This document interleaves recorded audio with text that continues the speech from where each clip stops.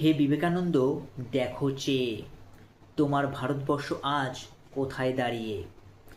তোমার দেখা সেই ভারত উন্নত হয়েছে বটে, কিন্তু নৈতিকতা আজ ধুলায় গেছে মিশে। যে ধর্মের মান তুমি বাড়িয়েছিলে বিশ্বের দরবারে, সেই ধর্ম নিয়ে চলছে আজ রাজনৈতিক খেলা। ভ্রাতৃত্বের বন্ধনে যে ধর্ম মানবতার গান গাইত, সেই ধর্মকে ব্যবহার করে আজ ওরা ঝরায় রক্ত।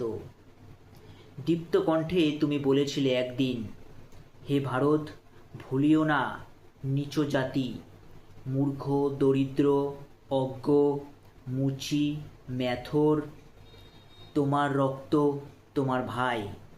কিন্তু আজ কিছু মানুষ নিজেদের আখের গোছাতে বিভেদের বিষ ছড়াচ্ছে এদের মাঝে, লাগাচ্ছে দাঙ্গা। যে নারী জাতিকে তুমি মাতৃরূপে বন্দনা করেছিলে, সেই নারী আজও নিরাপত্তাহীনতায় ভোগে। সেই নারীদের আজও দমিয়ে রাখার চেষ্টা করা হয়। সেই নারীরা আজ গুমড়ে মরে উন্নত এই সমাজে। যে যুব সমাজকে তুমি আগামী দূত বলেছিলে, সেই যুব সমাজ আজ বুঁদ হয়ে আছে নেশার অন্ধকারে। সেই যুব সমাজ আজ ডুবে আছে মোবাইলে। সেই যুব সমাজ পরিণত হয়েছে নেতাদের হাতের পুতুলে।